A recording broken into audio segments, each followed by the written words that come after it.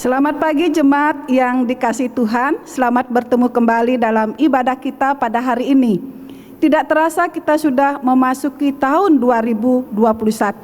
Jika Tuhan memimpin kita di tahun 2020, Tuhan yang sama juga pasti memelihara dan menyertai kita semua. Mari kita siapkan hati untuk masuk dalam ibadah. Kita bersaat teduh.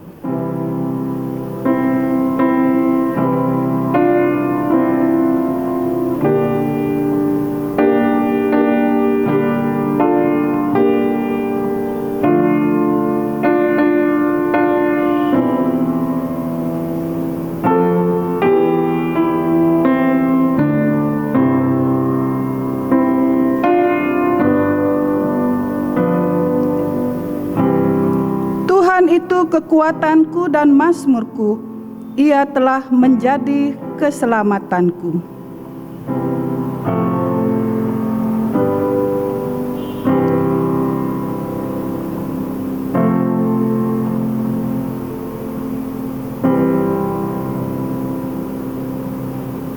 Pertolongan kita dalam ibadah ini kita mulai di dalam nama Allah Bapa, Putra dan Roh Kudus. Amin. Mari kita puji dan masyurkan Allah kita dengan pujian KPPK 62, Ku masyur puji tentang rahmat-Mu. Ku mau puji tentang rahmat dan anugerah-Mu, ku puji, ku puji.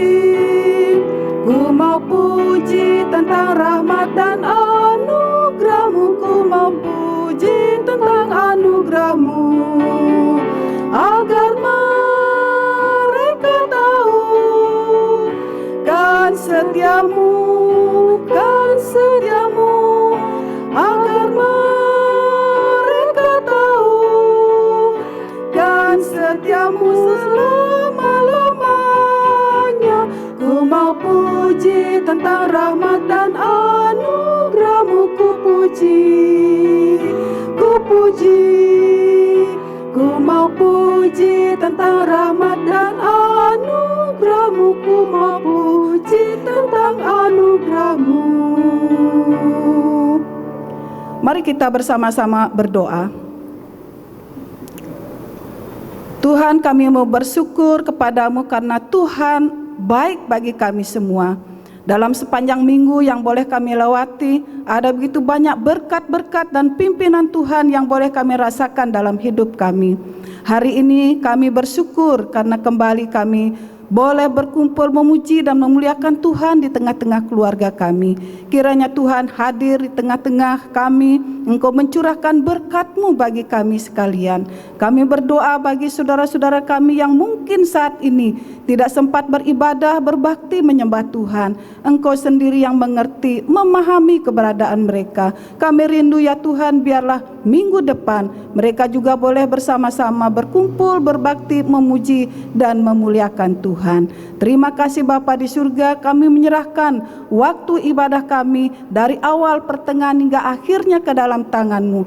Biarlah hanya nama-Mu saja ditinggikan, dimuliakan di dalam ibadah ini. Di dalam nama Tuhan Yesus kami berdoa dan bersyukur. Haleluya. Amin. Nats pembimbing kita pada pagi hari ini terambil dari Filipi pasal 3 ayat 13b sampai ayatnya yang ke-14. Firman Tuhan berkata demikian. Aku melupakan apa yang telah di belakangku dan mengarahkan diri kepada apa yang di hadapanku dan berlari-lari kepada tujuan untuk memperoleh hadiah, yaitu panggilan sorgawi dari Allah dalam Kristus Yesus. Mari kita mengakui segala dosa-dosa kita di hadapan Tuhan. Kita iringi dengan pujian di muka Tuhan Yesus.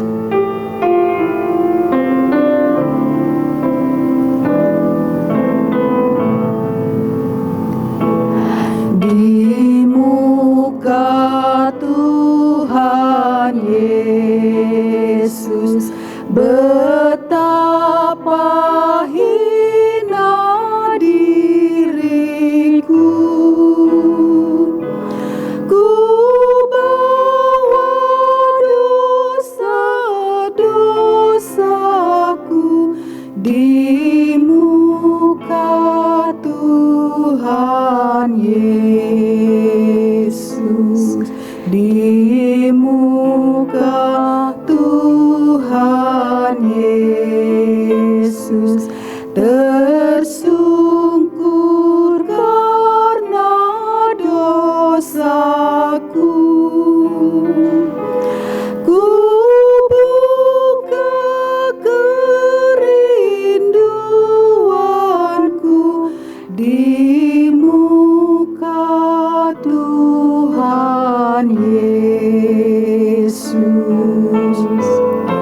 Jemaat yang saya kasih dalam Tuhan, Tuhan ada di tengah-tengah kita. Mari akui segala dosa-dosa kita di hadapan-Nya. Biarlah Tuhan menyucikan kita dan menguduskan kita dari segala dosa dan kesalahan kita.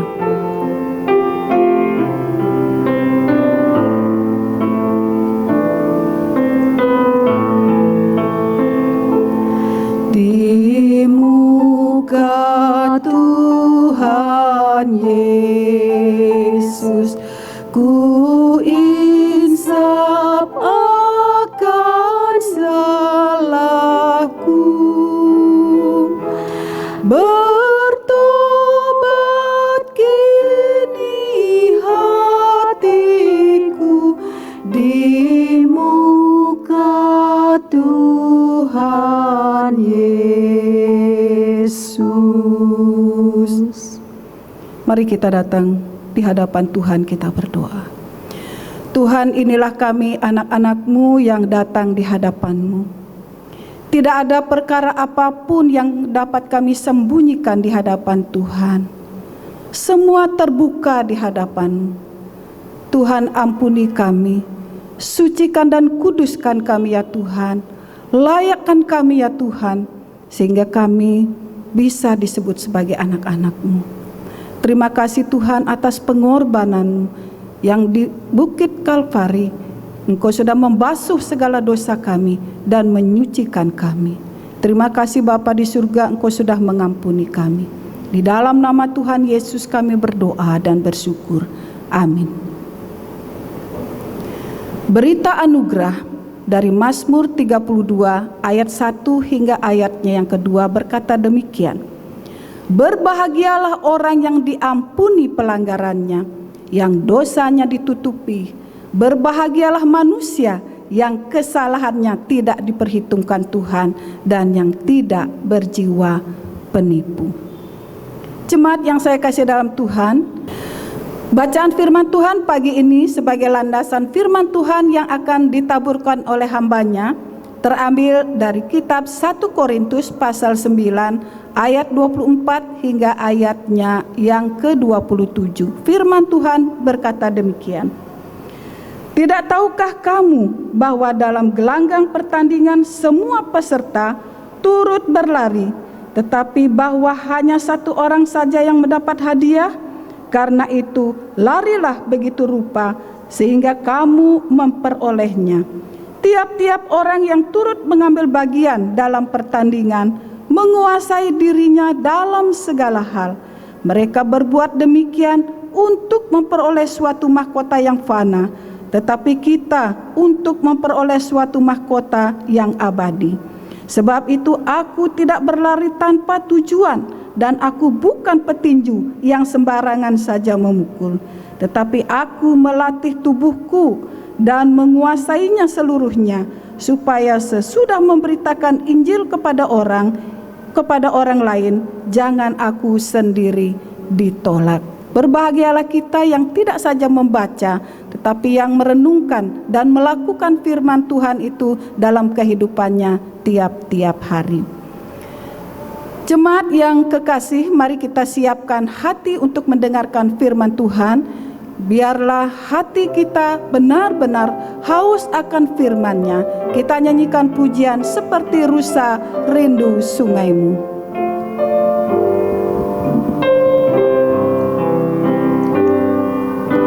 Seperti rusa rindu sungaimu, jiwaku rindu Engkau.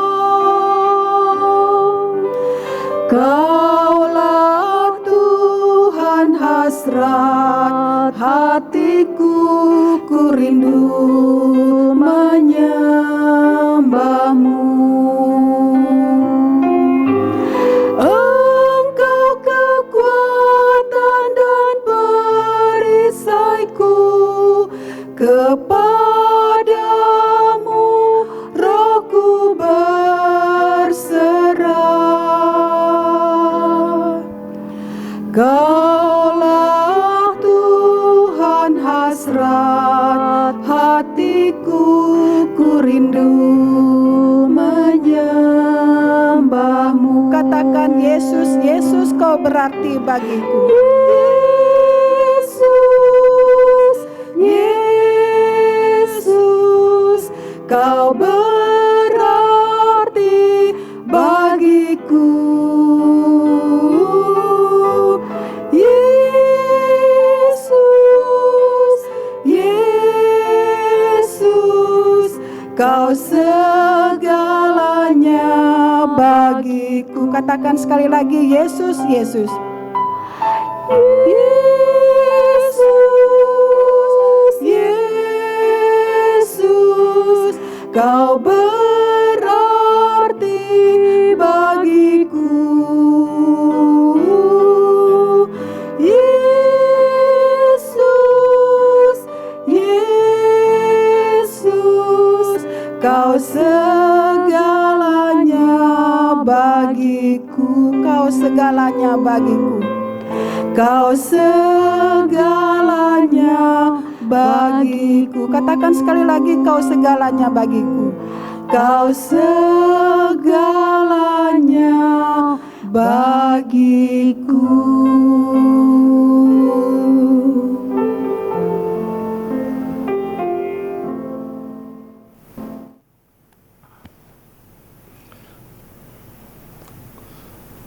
Salam Bapak Ibu Saudara-saudara, kita patut bersyukur kepada Tuhan karena kita boleh berada di tahun yang baru di minggu ketiga.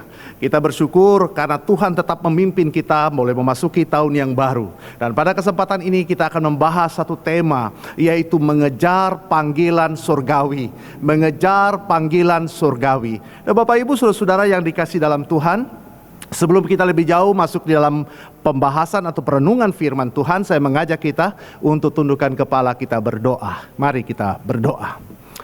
Ya Tuhan Allah kami yang hidup, kami bersyukur untuk kasih setiamu yang ajaib besar dalam hidup kami. Dan pada kesempatan ini kami rindu dilawat oleh firman-Mu.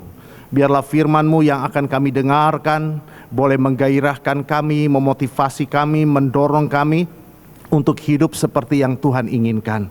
Itu sebabnya ya Bapa, kami serahkan waktu pemberitaan firman Tuhan. Jadi kiranya hanya di dalam nama Bapa, Putra dan Roh Kudus, hanya di dalam nama Tuhan kami Yesus Kristus, kami siap mendengarkan firman. Haleluya. Yang siap dengar firman sama-sama katakan amin. Nah, Bapak Ibu Saudara yang dikasihi dalam Tuhan, mengejar panggilan surgawi. Mengejar panggilan surgawi bukan berbicara surga atau masuk surga.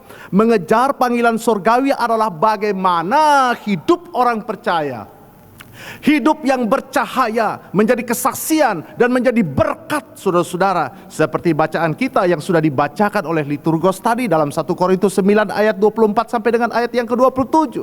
Nah, saudara-saudara yang dikasihi dalam Tuhan, Yesus Kristus dan para rasulnya acap kali mempergunakan perumpamaan, kiasan atau gambaran untuk mengungkapkan kebenaran dan rahasia kerajaan Allah, saudara. Dengan perumpamaan atau gambaran yang dipergunakan bertujuan untuk membandingkan, menjelaskan, membangkitkan inspirasi sehingga menarik perhatian pendengar untuk memaknai, menghayati, menggali dan memikirkannya secara saksama. Nah, saudara-saudara yang dikasihi dalam Tuhan, dalam nats yang tengah kita pelajari, ada dua gambaran yang dipakai oleh Paulus, yaitu pertandingan atletik dan pertandingan tinju. Nah saudara, gambaran yang dipakai oleh Paulus tentang olahraga bukan hal yang asing bagi orang-orang Korintus pada masa itu, karena Olimpiade sudah sangat populer pada saat itu, saudara-saudara. Melalui gambaran tentang pertandingan olahraga, Rasul Paulus ingin menegaskan bahwa hidup bukan sekedar mampir ngombe, istilah Jawa, atau semata-mata lewat mengalir begitu saja, tetapi hidup adalah suatu perjuangan, hidup adalah suatu pertandingan. Dalam suatu pertandingan, apa yang diharapkan, saudara-saudara? Sekali lagi, dalam satu pertandingan, apa yang diharapkan? Tentunya yang diharapkan adalah piala. Itu juga yang dikatakan di dalam ayat 25b sampai dengan ayat yang ke-27, dikatakan demikian. Mereka berbuat demikian untuk memperoleh suatu mahkota yang fana, tetapi kita untuk memperoleh suatu mahkota yang abadi. Ayat 26, sebab itu aku tidak berlari tanpa tujuan dan aku bukan petinju yang sembarang saja memukul. Ayat 27 saudara, maaf 26, 27, tetapi aku melatih tubuhku dan menguasainya seluruhnya, supaya sesudah memberitakan Injil kepada orang lain, jangan aku sendiri ditolak saudara. Nah saudara, artinya apa? Piala atau medali yang diperebutkan ditaruh di meja agar para atlet dapat melihat, sehingga memotivasi mereka untuk memperoleh supremasi dari suatu pertandingan. Saudara-saudara, memang memandang piala akan menimbulkan semangat untuk menggapai kemenangan dan meraih kemenangan yang tidak terlepas dari skill dan strategi yang dikenakan pada saat bertanding. Karena itu setiap atlet yang sedang bertanding dituntut performa yang baik saudara. Dan saat bertanding ia harus mengikuti komando dari pelatih dan terampil bermain dalam posisi yang dipercayakan kepadanya saudara. Saudara yang dikasihi dalam Tuhan, namun juga harus diingat bahwa isu pertandingan di sini bukan keselamatan kekal. Kita bertanding bukan untuk sorga. Sorga sudah menjadi bagian kita. Kita sebagai atlet bertanding karena kita sudah diselamatkan, sehingga kemenangan yang diraih menjadi kesaksian yang dapat membanggakan saudara. Saudara, piala atau hadiah dalam nas ini bukanlah sarana keselamatan kekal, tetapi buah keselamatan. Memang sudah sepantasnya bila orang percaya yang sudah diselamatkan mewarnai kehidupannya dengan ragam kemenangan. Sadarkah kita saudara-saudara bahwa kita adalah umat pemenang dan kita harus selalu menang saudara? Apa rahasianya? Rahasia untuk meraih kemenangan saudara-saudara. Saudara, rahasia untuk meraih kemenangan, rahasia untuk menang adalah pertama, masukilah pertandingan dengan langkah mantap. Masuki pertandingan dengan langkah mantap. Saudara-saudara, arena pertandingan adalah kancah atau tempat bagi para pemenang. Niat atau tekad untuk menjadi pemenang tidak akan terwujud bila kita tidak bersedia untuk masuk ke arena pertandingan. Itulah sebabnya memasuki arena pertandingan dengan tujuan untuk menang. Roma 8 ayat 37 saudara. Saudara dan saya adalah para atlet milik Allah. Ungkapan semua peserta turut berlari di dalam ayat 24 itu menegaskan bagian ini saudara. Sementara Allah Tritunggal dan orang-orang beriman lainnya menjadi penonton. Mereka yang memberi sorak dan semangat saat kita bertanding sampai kita menyudahi pertandingan kehidupan ini dengan kemenangan yang gemilang. Kesaksian hidup mereka sebagai pemenang menjadi motivasi bagi kita untuk merebut kemenangan dalam arena pertandingan saudara. Saudara-saudara, arena adalah wadah untuk merebut kemenangan. Seorang pemenang sejati mengetahui secara pasti di mana arena tempat ia bertanding untuk meraih kemenangan. Bagi kita yang sedang studi, sekolah atau kampus adalah arena pertandingan itu. Bagi kita yang sudah bekerja, tempat bekerja adalah arena pertandingan kita, dan dari situlah kita merebut kemenangan. Bagi kita yang sudah menikah, rumah tangga adalah arena pertandingan kita. Pertanyaannya adalah, apakah kita sudah siap memasuki arena pertandingan ini? Saudara-saudara, yang kedua, rahasia untuk meraih kemenangan yang kedua adalah kenakan perlengkapan dalam meraih kemenangan. Kenakan perlengkapan dalam meraih kemenangan. Ayat 24b sampai dengan 27 berkata demikian. Karena itu, larilah begitu rupa sehingga kamu memperolehnya. Ayat 25. Tiap-tiap orang yang turut mengambil bagian dalam pertandingan menguasai dirinya dalam segala hal. Mereka berbuat demikian untuk memperoleh suatu mahkota yang fana. Tetapi kita untuk memperoleh suatu mahkota yang abadi. Ayat 26. Sebab itu aku tidak berlari tanpa tujuan, dan aku bukan petinju yang sembarang saja memukul. ayat 27, tetapi aku melatih tubuhku dan menguasainya seluruhnya, supaya sesudah memberitakan Injil kepada orang lain, jangan aku sendiri ditolak, saudara. Dan saudara, dalam nats ini Rasul Paulus mendata hal-hal yang bersifat urgen, yang harus dimiliki oleh seorang yang akan merebut kemenangan dalam arena pertandingan. Paling tidak, saudara-saudara, ada 4 kelengkapan diri yang harus ada dalam diri seorang atlet yang akan bertanding. Yang pertama, saudara, kelengkapan diri yang pertama, ia harus punya semangat. Ia harus punya semangat. Ayat 24b ada ungkapan, larilah begitu rupa. Larilah begitu rupa. Ini memiliki pengertian berlari dengan segenap hati dan dengan segala potensi yang ada. Bila disimpulkan dengan satu kata bagian ini, maka ini akan berarti semangat. Punya semangat, saudara-saudara. Nah, saudara, rupanya Tuhan menginginkan kita berada di dalam arena dengan berjalan, bukan hanya sekedar berjalan, atau bukan hanya sekedar berlari, atau berlari di tempat. Yang dikehendaki Allah dalam hidup kita adalah berlari begitu rupa. Seperti halnya Paulus memiliki semangat pantang menyerah. Bahkan ayat firman Tuhan memberikan kesaksian yang berkata demikian, ia ditindas oleh musuh tetapi tidak terjepit. Ia habis akal tapi tidak putus asa, dalam 2 Korintus 4 ayat 8, saudara. Nah, saudara, istilah menyerah tidak ada di dalam kamus hidupnya, karena ia menyadari secara pasti bahwa dirinya adalah umat pemenang. Saudara-saudara, sejarah kekristenan tidak pernah mengenal kata putus asa. Makanya ada kata-kata motivasi yang sering kita dengar, bahkan sering kita ucapkan, yang berkata, dihambat tetap merambat, dijepit tetap melejit, dihadang tetap mengembang. Itu sebabnya tetaplah semangat.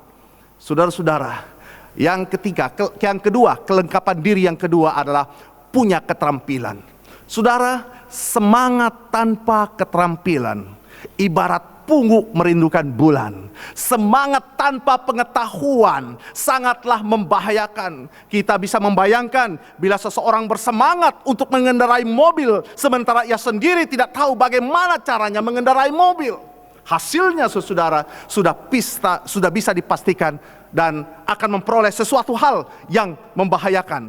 Yaitu, saudara, kalau tidak masuk ke rumah sakit, maka orang itu pasti akan masuk kuburan. Saudara, seorang yang bertanding untuk menang harus dilengkapi dengan keterampilan. Seorang yang memiliki keterampilan adalah seorang yang mampu menguasai dirinya di arena pertandingan. Saya senang dengan ungkapan di ayat 27, dikatakan demikian, aku melatih tubuhku dan menguasai seluruhnya, menunjukkan kepada upaya yang senantiasa dilakukan agar beroleh keterampilan atas bidang yang dipercayakan kepadanya.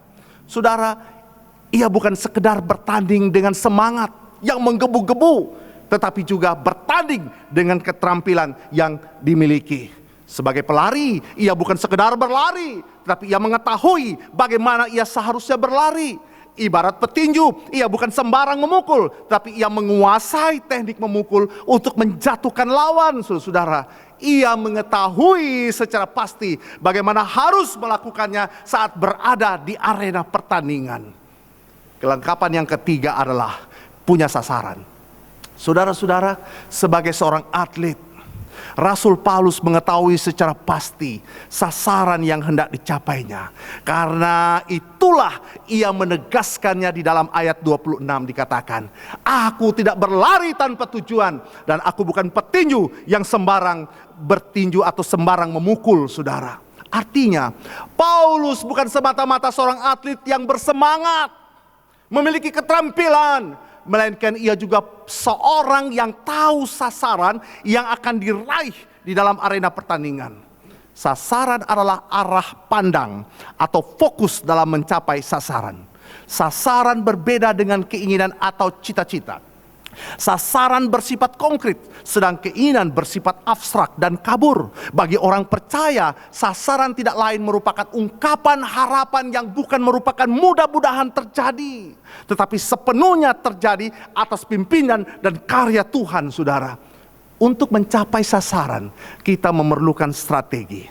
Sasaran strategi seperti dua sisi mata uang yang tidak dapat dipisahkan.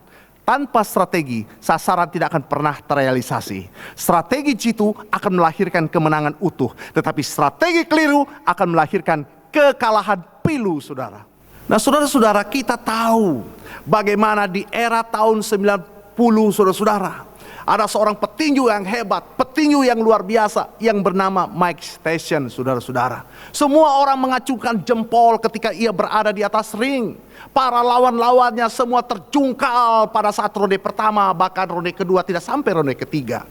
Tetapi ada seorang pribadi, saudara-saudara, yang diajak untuk bertanding bersama Mike Tyson. Semua pengamat pada waktu itu ya memandang rendah. Semua pengamat memandang rendah pribadi yang akan melawan Tyson. Mungkin termasuk Tyson, saudara-saudara. Tetapi siapa menyangka seorang pribadi yang tidak diperhitungkan pada akhirnya dengan strategi yang luar biasa. Dia punya semangat, dia punya skill, dia punya semangat, dia punya skill, dan dia punya sasaran. Dapat mengkanvaskan si leher beton Mike Tyson. Kita akan memperhatikan YouTube ini. Dan kita akan melihat bagaimana seorang Buster Douglas dapat mengkanvaskan Mike Tyson.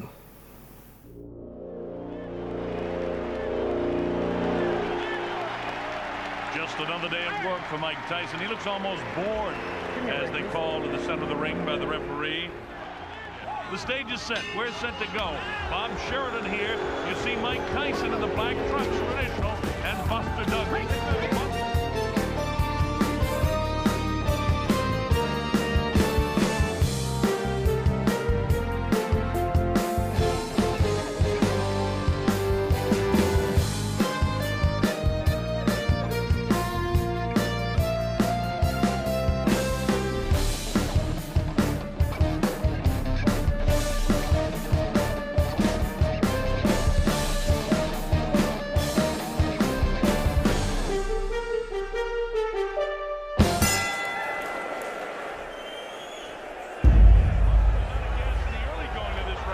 He's got it back together in the late portion here. Raising left hand, chopping right, misses. Uppercut landed by Mike Tyson. That's one of the few uppercuts he's landed in the fight. We've been looking for that all night. Oh, that's a nice uppercut that time. That drops Buster Douglas.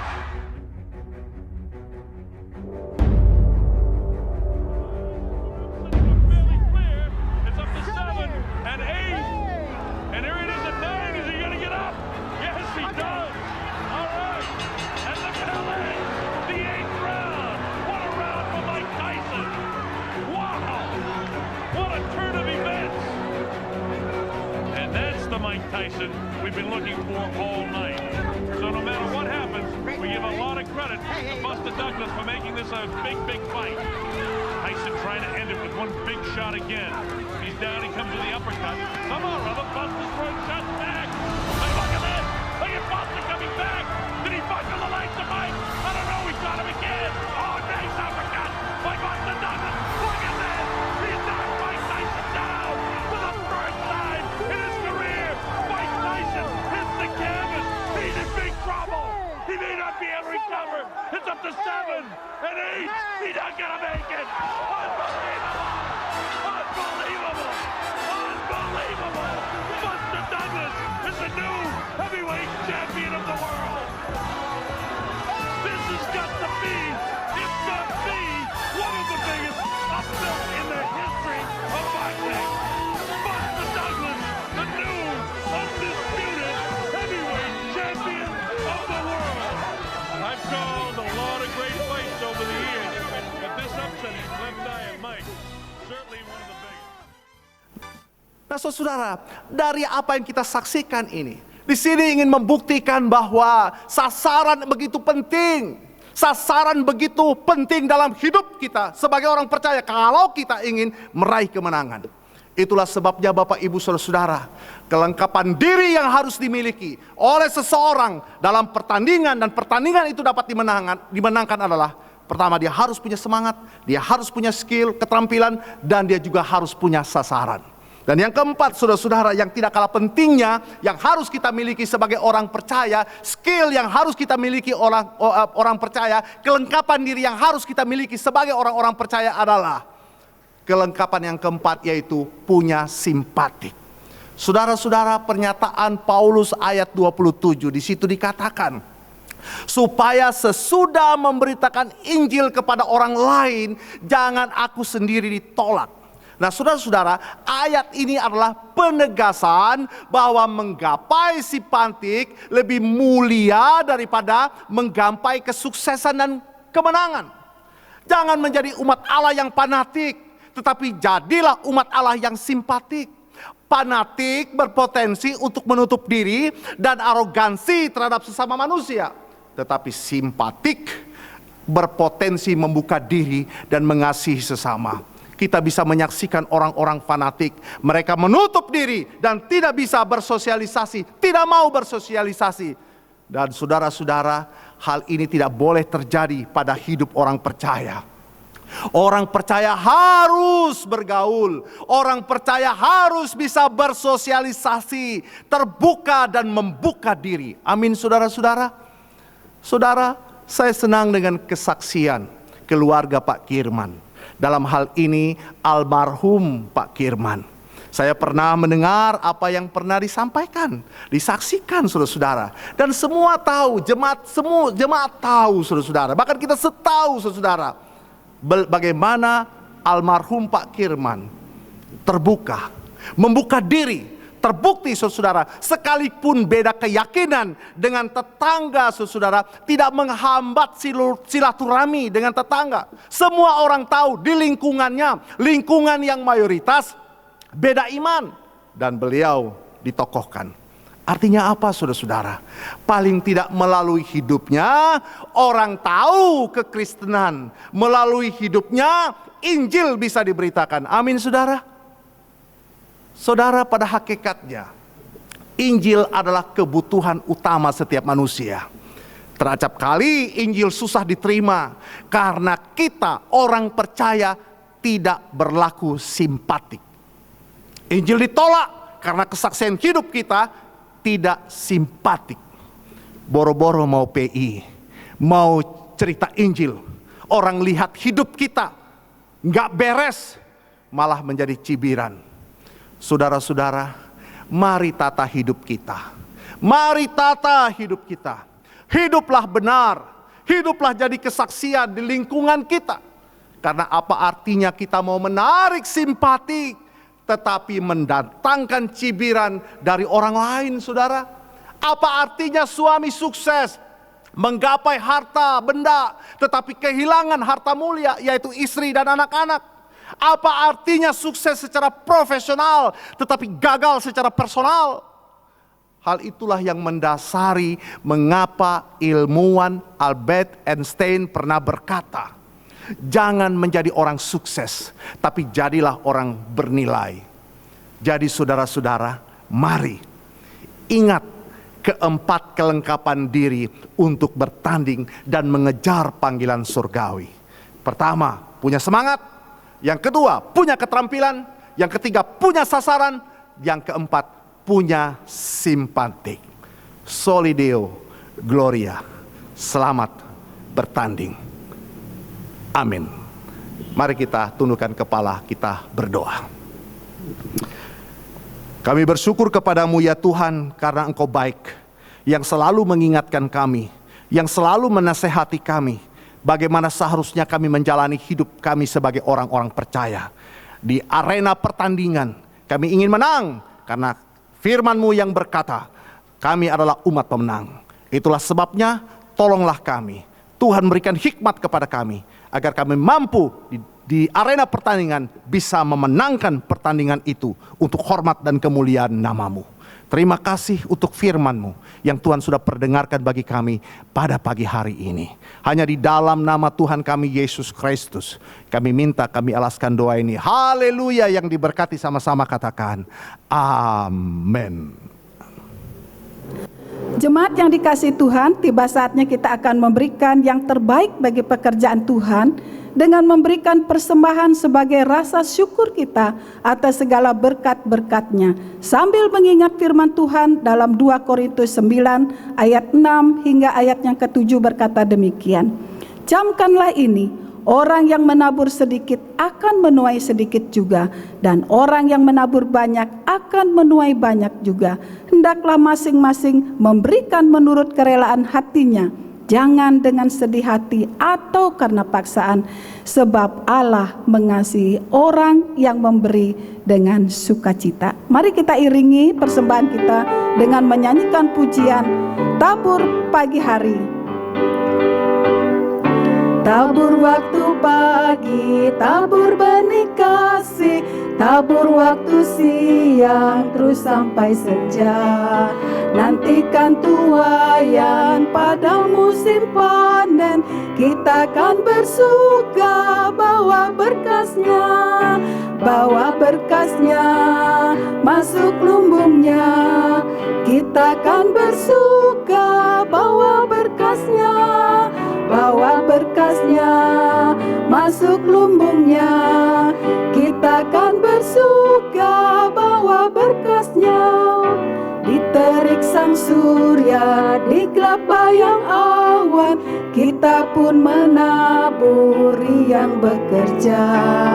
Nanti panen tiba, tugas akan usai, kita akan bersuka bawa berkasnya, bawa berkasnya masuk lumbungnya.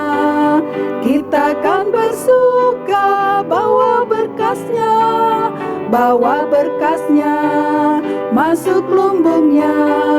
Kita akan bersuka bawa berkasnya.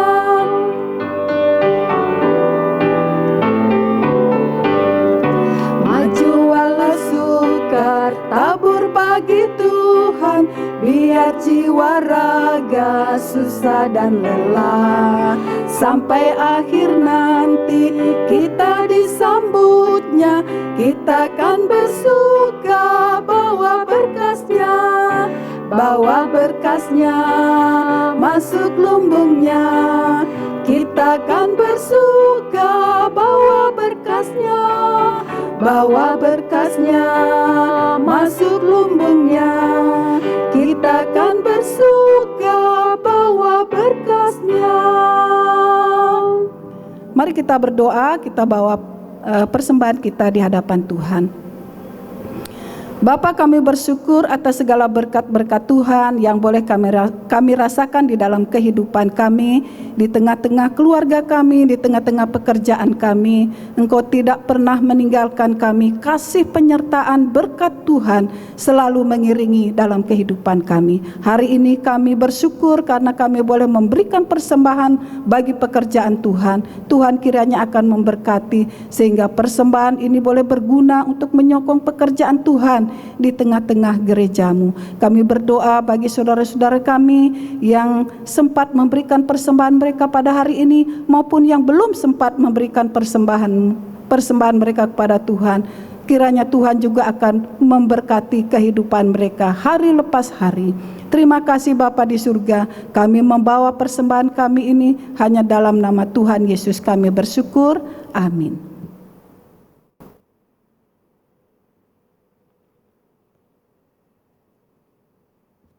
Bapak Ibu Saudara, mari kita datang kepada Tuhan di dalam doa syafaat untuk beberapa pokok doa yang akan kita naikkan bersama. Mari kita berdoa. Ya Allah, ya Tuhan kami sungguh bersyukur karena Engkau sudah memimpin dalam seluruh rangkaian ibadah kami pada kesempatan ini. Kami sudah memuji, meninggikan, mengagungkan Tuhan. Kami juga sudah mendengarkan sabda firman-Mu yang menguatkan, mendorong, dan memotivasi kami. Kami juga sudah mendukung pekerjaan-Mu lewat persembahan yang sudah kami berikan. Dan pada kesempatan baik ini ya Bapa, kami sungguh bersyukur untuk pemeliharaan Tuhan yang ajaib di dalam hidup kami. Dan pada kesempatan ini ya Bapa, kami datang berdoa, menyerahkan terus untuk sidang jemaat-Mu. Engkau tahu kondisi mereka. Ada beberapa saudara kekasih-kekasih kami terkena papar COVID-19. Siapapun mereka Tuhan, kami memohon belas kasihan-Mu. Jamah mereka, pulihkan mereka, kuatkan mereka, hiburkan hati mereka. Biarlah di tengah-tengah situasi kondisi sakit yang mereka alami, mereka tetap menaruh harap mereka hanya kepada Tuhan dan tetap berserah hanya kepada Tuhan, karena hanya Tuhanlah yang kami andalkan di dalam kehidupan ini. Bapa kami di dalam surga, pada kesempatan ini kami datang berdoa untuk menyerahkan setiap para hamba-hamba-Mu, para aktivis, para majelis yang Tuhan percayakan untuk melayani di gereja-Mu. Engkau juga terus menolong mereka, memberikan gairah dan semangat kepada mereka di tahun yang baru ini 2021. Mereka punya hasrat yang besar untuk terus setia melayani Tuhan, untuk terus mengabdikan hidup mereka bagi hormat dan kemuliaan nama-Mu. Itu sebabnya ya Tuhan, berkati hidup mereka, berkati keluarga mereka, berkati pelayanan mereka, berkati pekerjaan mereka. Apapun yang dibuat, Tuhan buat berhasil. Terima kasih Bapa, terpuji-pujilah nama-Mu. Dan pada kesempatan ini kami datang berdoa menyerahkan untuk bangsa dan negara kami. Kami terus menyerahkan bangsa kami ini di dalam tangan kuasa kasih Tuhan. Kami bersyukur karena pelaksanaan vaksin COVID-19 boleh terlaksana. Terima kasih ya Tuhan, dan kami terus berdoa biarlah upaya dari pemerintah untuk menggencarkan vaksin COVID-19 ini di seluruh wilayah Republik Indonesia ini kiranya akan dapat berjalan dengan baik, dan setiap anak bangsa dapat ikut ambil bagian, memberi diri untuk menerima vaksin COVID-19. Itu sebabnya ya Tuhan, kami serahkan hal ini dalam tangan-Mu. Engkau Bapa yang akan menolong campur tangan, Engkau Bapa yang akan bekerja dan berkarya sehingga COVID-19 benar-benar dapat diperkecil, dan jika mungkin boleh ditiadakan di dunia ini, secara khusus di Indonesia, di wilayah negara kami. Oh Tuhan Yesus, kami serahkan hal ini di dalam tangan-Mu. Pimpin dan berkati, berikan hikmat kepada pemimpin kami, Presiden, Wakil Presiden, Kabinet Indonesia Maju, dan juga perangkat-perangkat di wilayah provinsi, kabupaten, kecamatan, sampai kelurahan, desa ya Tuhan. Kami serahkan semuanya dalam tangan Tuhan. Biarlah mereka bersatu padu, bergerak bersama, menuntaskan setiap program-program vaksinasi ini dapat terlaksana dengan baik. Terima kasih Bapa, terpuji-pujilah nama-Mu. Dengarkan doa syukur dan syafaat ini yang kami minta, kami alaskan di dalam nama Tuhan kami Yesus Kristus yang sudah mengajar kami berdoa bersama. Demikian. Bapa kami yang di surga, dikuduskanlah nama-Mu, datanglah kerajaan-Mu, jadilah kehendak-Mu di bumi seperti di surga. Berikanlah kami pada hari ini makanan kami yang secukupnya, dan ampunilah kami akan kesalahan kami, seperti kami juga mengampuni orang yang bersalah kepada kami. Dan janganlah membawa kami ke dalam pencobaan, tetapi lepaskanlah kami daripada yang jahat, karena Engkaulah yang mempunyai kerajaan dan kuasa dan kemuliaan sampai selama-lamanya. Amin. Amin. Saya jemput jemaat berdiri, kita bersama-sama akan mengakhiri ibadah ini dengan pujian doksologi.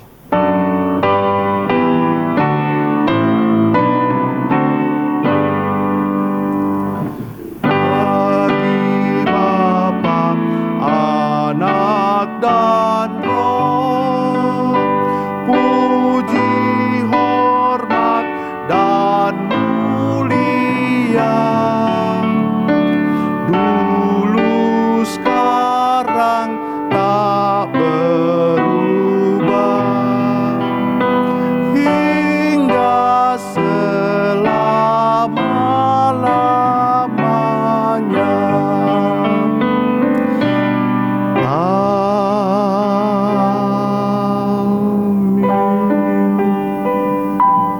Sidang jemaat-Mu, sidang jemaat Tuhan, terimalah berkat dari Allah Tritunggal.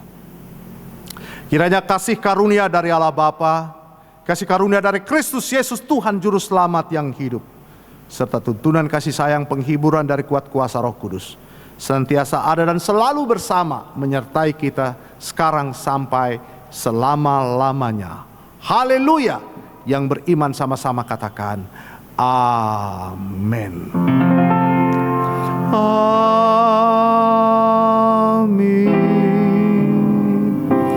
Amin.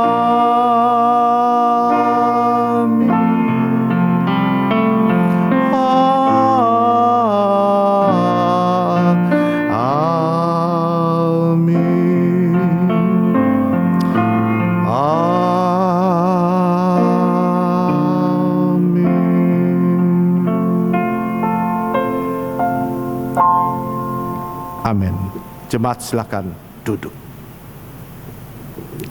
Demikianlah Bapak Ibu Saudara ibadah kita telah kita lakukan. Saya percaya Tuhan akan terus menolong kita, Tuhan terus akan menyertai kita, berkat-berkat Allah akan dicurahkan bagi setiap masing-masing kita. Selamat menjalani tahun baru, bersama Tuhan kita cakap melakukan apapun juga. Shalom.